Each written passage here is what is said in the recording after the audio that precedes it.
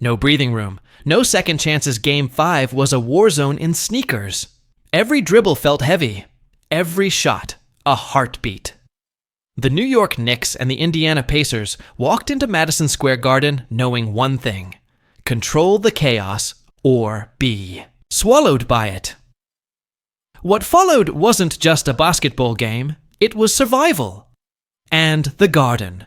Oh, it roared like it knew legends were being written. You could feel the urgency in the air. Neither team blinked, but someone had to fall. From the jump, pressure hit like a punch. Indiana tried to speed things up, attacking the rim, pushing the pace, keeping the ball hot. Tyrese Haliburton got into motion early, slicing through the lane, but you could tell this wasn't the same New York defense from Game 4. They came out tighter, louder, and more physical.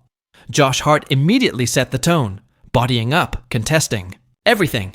Mitchell Robinson cleaned the glass and made sure no easy putbacks went down. Jalen Brunson wasn't waiting around either. First possession, boom pull-up jumper, net. The message was clear. He was going to shoot until his arms gave out. And every time Haliburton ended up in front of him, Brunson made him pay. Crossover. Step back, bang. The Pacers started switching defenders, but it didn't matter. Brunson had that look in his eye like he was carving up space on instinct alone. Karl Anthony Towns came in with fire too, stretching the floor with early threes and hammering the paint when they gave him room. He wasn't settling, not tonight. After a pump fake on Turner, he drove right into the lane and finished through contact. And the crowd? Electric. They knew what kind of night this was about to be. Indiana fought back though. Obi Toppin checked in and brought that flash baseline cut and one layup off a no-look from Haliburton. Then came a monster corner three from Benedict Mathurin, who started heating up with pure confidence. Pacers tied it up midway through the first quarter. But every time they closed the gap, Brunson ripped it wide open again. He had 14 points in the first. Silky floaters, fadeaways, with hands in his face, and a deep three off the dribble that made the bench erupt. Even when he missed, you felt the tension. Because the Pacers knew you don't let Brunson get hot. But it was too late. The fuse was already lit. Indiana tried zone defense to disrupt the Knicks' rhythm. Siakam began crashing the boards harder, and suddenly there were bodies everywhere. Both teams started diving for loose balls, tipping rebounds, grabbing jerseys. It turned into a scrap, not a shootout. The refs swallowed their whistles. Let them play. And they did fast and ferocious. With the clock winding down in the first, McBride took a risky shot. A deep three off a broken play. Nothing but net. Knicks up 7 heading into the second. But the way both benches were shouting, fists clenched, and sweat pouring, you knew this game was just getting started. No one was backing down. The second quarter picked up like a sequel to a fight scene. No build-up, just immediate chaos. Indiana came out hunting. They weren't going to let the Knicks run away with momentum. First play, Haliburton threads a dime through a tight window to Turner, who rises up and throws it down hard. That was the spark. The Pacers started swarming, defensively, collapsing the paint, closing out shooters. Josh Hart tried to knife his way through traffic, but Indiana clogged the lanes, forcing a bad pass and picking up the turnover. Obi Toppin took that steal and turned it into points full court sprint. Eurostep, finished through contact. Pacers bench came alive. You could feel the shift. Siakam joined in the push, crashing the offensive boards, getting second chance buckets. And when he hit that fading mid-range jumper over Towns, the Pacers had cut it to just 2. But just as Indiana began to build steam, New York slammed the brakes. Karl Anthony Towns, ice in his veins, stepped back behind the arc and drained a EI triple with a defender in his chest. That gave New York some breathing room. And then it was Brunson again. He came off a screen, got matched up with McConnell, and just went to work. Jab step, hesitation, burst to the rim. 2 more. Every Knicks possession felt like a test of endurance. They weren't blowing the doors open, but they were landing body shots, round after round. Brunson kept drawing doubles, and that opened up corners. Anunoby made Indiana pay. Splash from the wing. Then again, top of the key. MSG exploded. Knicks back up 9. But Indiana? They don't fold. Not in Game 5. Mathurin found his rhythm. Again, hitting a tough contested 3, then came right back down, drew a foul on McBride, and sank both free throws. And Siakam, man, he wouldn't go away. He bullied his way through Hart, dropped a shoulder, and banked in a tough hook. The Knicks couldn't shake them. Halfway through the quarter, foul trouble started creeping in. Turner picked up his third. After a battle on the boards with Robinson, that changed Indiana's rim protection. With Turner off, the Knicks attacked the interior. Quick passes, sharp cuts, and suddenly it was Hart knifing through the middle for a reverse layup. Then came the sequence that lit the Garden on fire. Knicks got a stop. McBride snatched the rebound, pushed in transition. He lobbed it up, and Anunoby came flying in from the wing, caught it midair, slammed it home. Crowd went ballistic. Timeout. Indiana. Knicks up 11. But that timeout worked. The Pacers regrouped and tightened the defense. They forced 2 straight turnovers, converting both into buckets on the other end, a Siakam drive, and a Haliburton floater. The Knicks looked rattled for a moment. Towns missed a 3. Brunson airballed a tough fade. Indiana took advantage. Haliburton drew contact and hit both free throws. Just like that, it was a 5-point game again. The final minutes of the half were a war. Every possession slowed down, heavy with importance. Siakam had a clean look at a 3 missed. Robinson snatched the rebound. Knicks ran it down the floor. Brunson drew the double, kicked it to Hart open look from deep. No good. And then came Haliburton again, weaving through traffic, laying it up high off glass. 2 more. 3-point game. But when it mattered most, Brunson delivered. Shot clock winding down, bodies draped over him. He hit the dagger 3 from the top of the arc. MSG rocked. He turned to the bench, screamed, fists clenched. At halftime, Knicks led 57-51, but it felt far from over. This wasn't a cushion. This was a warning shot. Because if the first half was a war, the second half was about to be a reckoning. Second half, no time to breathe. No room for comfort. The Knicks came out hunting, not defending. Brunson, barely cooled off from the first half, went right back to work. First possession ISO at the top, crossover on Haliburton, hesitation dribble, and a burst to the rack. Contact? Sure. Foul? Maybe. But the layup dropped, and the crowd responded with thunder. Indiana had no choice but to punch back. They knew what was at stake. Toppin brought energy with a quick backdoor cut, finished strong, then screamed to the bench to wake them up. Then came the deep ball Mathurin let one fly from the corner, clean as glass. Bang. Led down to 5 again. But the Knicks weren't shaken. They were fueled. Towns caught it at the elbow, faced up, gave a head fake, took it inside hard, got hacked, finished anyway. And on the very next play, Hart fought for a rebound between 2 Pacers, ripped it down, and hit a cutting Anunoby for a lay-in. Every possession was a battle. Nothing came easy. The pace suddenly picked up.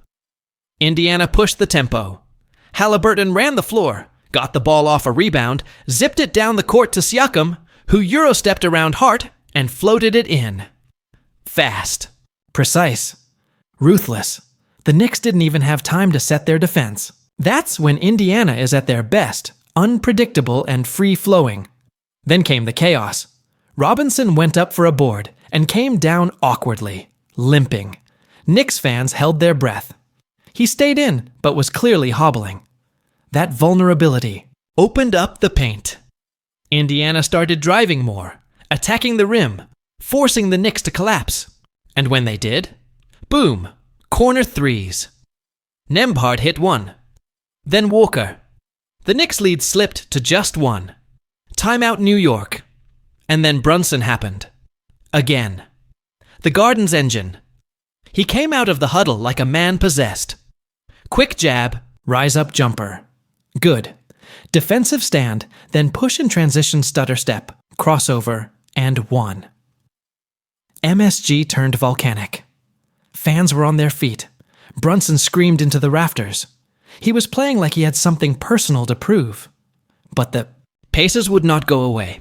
Haliburton got loose again, faking a drive and stepping back behind the arc. Pure. Then he picked up a steal, dished it to Siakam, who drove through a hard foul and still dropped the layup. Tie game. Again. It was mental warfare at this point. Every bucket felt like a lead change. Every mistake looked fatal. And with the third quarter clock ticking down, it was time for someone else to step up. That someone? Donte DiVincenzo. He'd been quiet most of the night, but then, wide open on the wing splash. Next trip down. Fast break. No hesitation, another three. Back-to-back punches. The Knicks had air again. And on the final possession of the quarter, Brunson drew the defense, kicked to Hart in the corner, beat the buzzer. 3. Third quarter ended. Knicks 84, Pacers 76. But no one was safe. The energy in the building was electric, but the fear was real. One run, one mistake, one foul. And this game flips. All that stood between the Knicks and a 3-2 series lead was 12 unforgiving minutes. The war wasn't over. It was only just reaching its final, most brutal act. Fourth quarter. Everything on the line. You could see it in their faces: exhaustion, desperation, and hunger. No more plays to save. No more pacing. This was the stretch where legends get made. And it started with Indiana flipping the switch. Pascal Siakam, back on the floor, made an immediate impact. He backed down Anunoby, spun baseline, and banked it in through contact. Then, next possession, he slipped a screen, caught a bullet pass from Haliburton, and powered through for another bucket. 4 quick points. The Knicks' lead was cut to just 4. And then it happened. Turnover. McBride tried to thread a pass that wasn't there. Nembhard jumped it, took off down the floor, and finished in transition with a high-glass layup over DiVincenzo. Just like that, it was a 2-point game. MSG, which had been shaking minutes ago, fell into tense silence. But this Knicks team? Built for hard nights. Brunson returned after a brief rest and brought the storm. First touch, off the curl, stepped into a deep 3. Net. Garden back to life. Next time down, he got the switch on Walker, danced a little, then drove hard left, absorbed the hit, still finished, his 30th point. And the crowd let Indiana know they were not stealing this one without a war. Indiana kept coming. Haliburton to Siakam again. This time, a step in mid-range. Good. Then came the play that flipped momentum again. Josh Hart, all grit and grind, dove on the floor for a loose ball, tipped it ahead to DiVincenzo, who sprinted the lane and floated in a bucket. That hustle, that was the Knicks' heartbeat. But the Pacers responded. They weren't going down quietly. Mathurin buried. A 3 in Robinson's face. Then Haliburton used a slick hesitation move to break down the defense and got a clean floater in the lane. 2-point game. 5 minutes to go. Every trip down the floor now felt like sudden death. Brunson tried to answer. He drove into the teeth of the defense, but this time Turner met him at the rim. Swat. Indiana bench exploded. Then on the other end, Siakam went full bully ball. Backed down DiVincenzo, turned, faded. Tie game. 4:12 left. 96-96. You could feel the weight of the moment crushing the air. The crowd screamed at every whistle, every shot, every possession. Then it was Hart again, offensive rebound, off a missed Anunoby 3, kicks it out to McBride. Bang! Huge 3. MSG exploded. Knicks up 3. But Indiana stayed calm.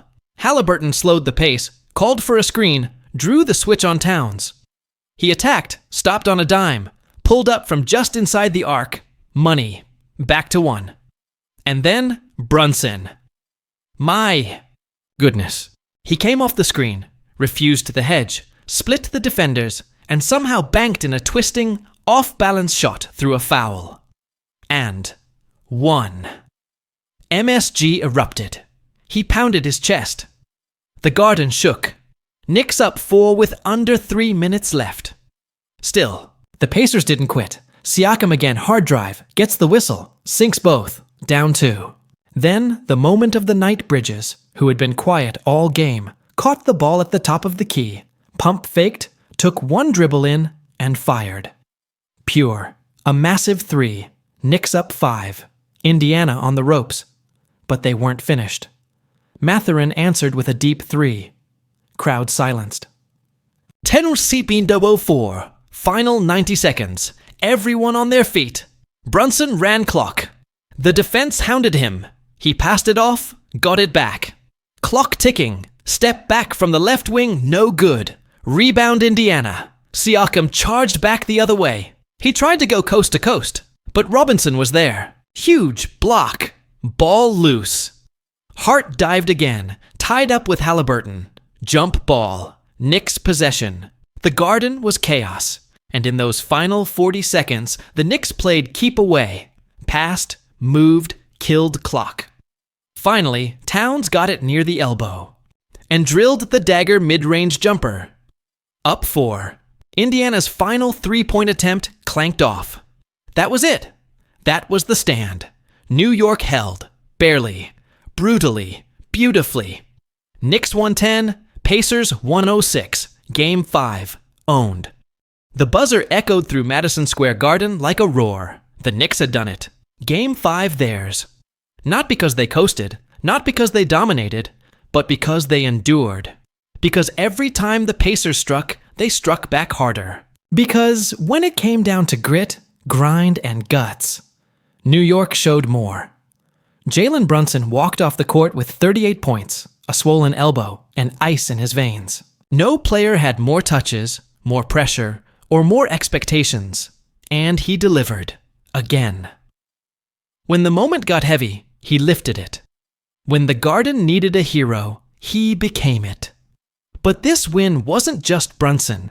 This was Josh Hart's fingerprints, all over the hardwood, chasing every loose ball, diving into crowds, crashing glass like his life depended on it. This was Towns stepping up in the second half, giving them size, spacing, and that dagger mid-range when everything was on the line. This was DiVincenzo erupting when they needed a spark. And it was OG Anunoby holding the Pacers' wings just enough to keep the edge. And yet, you had to tip your hat to Indiana. Tyrese Halliburton gave it everything. His vision, his pace, his poise. Every time New York tried to run away, he pulled them back. Pascal Siakam was a problem inside scoring, rebounding, leading. And Mathurin, the fearless rookie, hit 2 massive threes to keep them alive in the final stretch. Indiana didn't play like a team down 2-2. They played like they were hunting a series win on the road. And for 47 minutes, they almost had it. Almost. What separates good teams from great ones? It's not talent. It's not strategy. It's execution under fire. And the Knicks passed that test barely, but definitively. Now the series swings back to Indiana. Game 6. The Pacers, now with their backs against the wall, must respond. Home crowd. Season on the line. Pride at stake. Expect chaos. Expect fire. Because if this game taught us anything, it's that neither of these teams is ready to fold. New York, though, will arrive in Indianapolis with swagger, with belief, with a chance to close it out. But they'll need every ounce of fight they've got. Because if the Pacers showed one thing tonight, it's that they're not going down easy. Not without a war. And the next one, just days away. This series, far from over. But tonight, Game 5, it belonged to the Knicks. Final, New York Knicks 110, Indiana Pacers 106. Series, Knicks lead 3-2. More battles ahead. And we'll be watching every second. That's what the whispers said before the game. That New York's momentum was too strong. That Brunson was too hot. That the Pacers had already bent too far. But Game 5 shattered all assumptions. This wasn't the ending, it was the escalation. What unfolded inside Madison Square Garden wasn't just playoff basketball. It was war, emotion, Chaos wrapped in sweat, hardwood, and roaring voices. As the players walked off the floor, you could see the toll. Jerseys drenched, legs heavy, eyes locked in. This wasn't just a victory or a loss. It was survival. Both. Teams knew it. Knicks players didn't celebrate with wild dances. They barely smiled. They knew they had scraped by. They knew the Pacers almost took it. And the Pacers? No slumped shoulders. No finger pointing. They walked back to the tunnel like a group who knows this series isn't over. Because it's not. Game 6 now looms like a storm on the calendar. Back in Indiana. Back in front of their fans. And with elimination staring them in the face, expect something violent, something fast, something urgent. Haliburton will have questions to answer. Can he rise when it matters most? Can Siakam give them 40? Can Turner stay out of foul trouble long enough to be the anchor they need? Because now it's not just about winning, it's about belonging. Belonging